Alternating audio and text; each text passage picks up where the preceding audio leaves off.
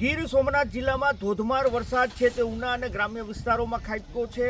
માલણ નદી છે તે ગઈકાલે ગાંડી તૂર બની હતી અને ખત્રીવાડા ગામને બાનમાં લીધું હતું। અમે અત્યારે સનખડા અને ખત્રીવાડા ગામની વચ્ચે છે, જે માલણ નદીની નજીકના વિસ્તારમાં આ જુઓ, અહીંયા પર આ ખત્રીવાડા અને સનખડાને જોડતો જે રોડ છે એ રોડ ધોવાઈ ચૂક્યો છે। અહીંયા નદીનો ધસમસતા પાણીનો પ્રવાહ છે તે અહીંયાથી પસાર થયો હતો।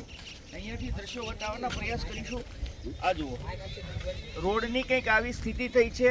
આગળ રસ્તા ઉપર જે ખેતરો છે ત્યાં પાકો છે તે ધોવાયા છે। કપાસનો પાક છે તે સંપૂર્ણ ધોવાઈ ચૂક્યો છે, મતલબ કે ખેતરમાં કશું જ નહોતું આવ્યું એવું ખેતર છે તે બની ચૂક્યા છે। હવે આ ખેતર જુઓ, આ સનખડા અને ખત્રીવાડા ગામની વચ્ચે આવેલું આ ખેતર છે।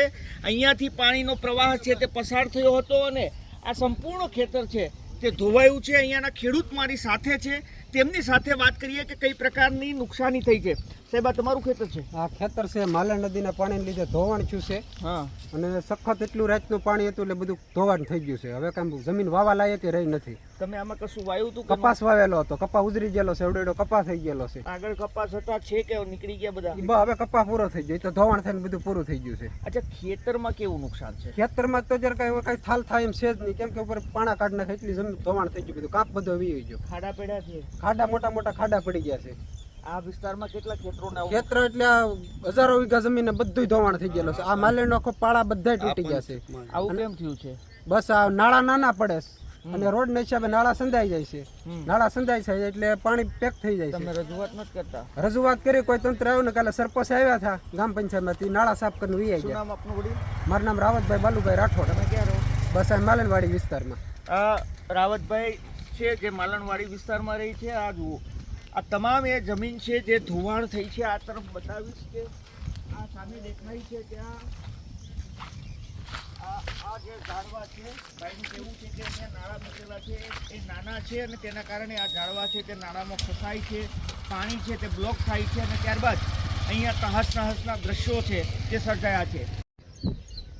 ગીર સોમનાથ જિલ્લાના ઉનાના સનખડા અને ખત્રીવાડા ગામની વચ્ચે કપાસના ખેતરમાં છીએ અમે। અહીંયા પર કપાસ તો નથી, પરંતુ આ ખેતર છે તે નદી બન્યું હોય તેમ લાગી રહ્યું છે। આ જુઓ, આ ખેતરના દ્રશ્યો છે જ્યાંથી માલણ નદીનો ધસમસતો પ્રવાહ છે તે પસાર થયો હતો અને અત્યારે આ ખેતર જાણે નદી બની ચૂક્યું હોય તેવું લાગી રહ્યું છે।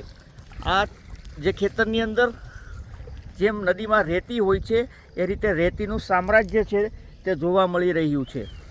આ તમામ વિસ્તારમાં ખેડૂતોનું કહેવું છે કે ખૂબ મોટું ધોવાણ થયું છે અને ખેડૂતોને ભારે નુકસાન થયું છે। માત્ર એક ખેડૂત નહીં, પરંતુ અનેક ખેડૂતો છે જેનું નુકસાન થયું છે, કારણ કે તેને ખેતરની પરિસ્થિતિ છે તે કંઈક આ પ્રકારની જોવા મળી રહી છે। દિલીપ મોરી, ઉનાનું સૌથી પ્રભાવિત ગામ ખત્રીવાડા। ખત્રીવાડા ગામ છેલ્લા 24 કલાકથી પાણીના સામ્રાજ્યમાં હતું, ચારે તરફથી ઘેરાયેલું હતું અને આ જુઓ, ગામમાં શરૂઆતમાં જ જે ઝાડવા છે, વીજપોલો છે તે ધરાશાયી થયા છે, ખેતરો ધોવાયા છે અને કંઈક ગામના ઝાપામાં એન્ટ્રી કરતાં જ આવા ખોફનાક દ્રશ્યો છે તે જોવા મળ્યા છે।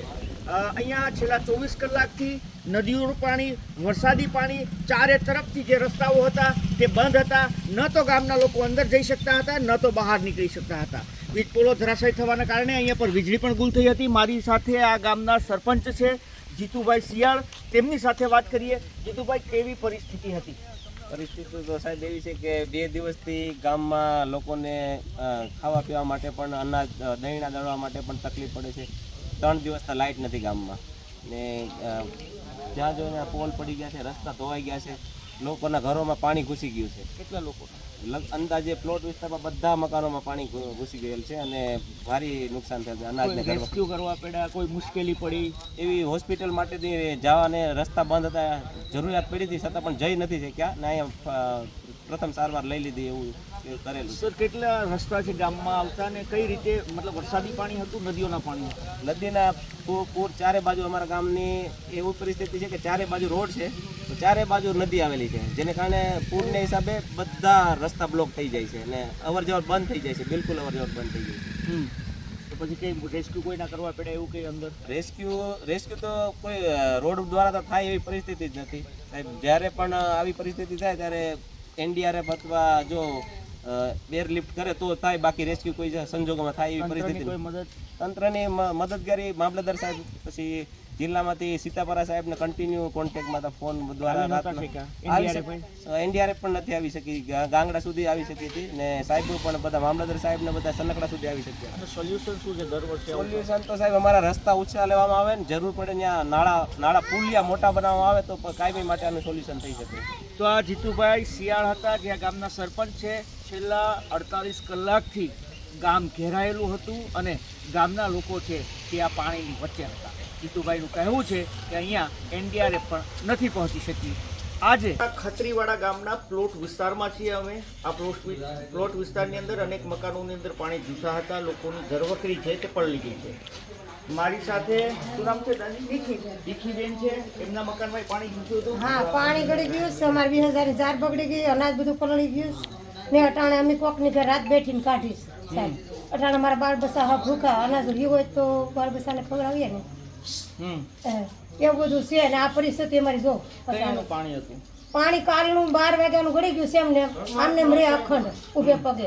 પછી બાજુવાળા આવી જાય તમને લઈ ગયા. શું બગાડ થયો? બગાડમાં અનાજ બધું બગડી ગયું. હવે કોઈ વસ્તુ તો નથી રહ્યું. પછી આ બાળ બસાને ખવડાવવું તો હું કહી પછી બાજુવાળા લઈ ગયા. પછી એનાથી બિસ્કુટ બટર લઈને ખવડાવી બાળ બસાને. જો આગળ લઈને આ પાડે ઢોળી બધું. અચ્છા, ધોધનો ચારો બારો સારો 2000 જાર હતી બગડી ગઈ ને આ ગાગનું માલ છે જો આ બાજુ તમે જોઈ તો અટાણે તો હું વયાણ હોય તે નાખું હું. કેટલા મકાનમાં પાણી અહીંયા હતું? પાણી એટલા છે ને ધારે એમને શેઠ સુધી ભર્યું હતું. કેટલા મકાનોમાં? આ બધીમાં અમારે ત્યાં પ્લોટ વિસ્તારમાં જળબંકાર ભર્યું હતું. ઉતરાતું તો નતું સાહેબ. અટાણે આમ ગળે સુધી પાણી હતું. બાવડા સાહેબ તમે લઈ ગયા.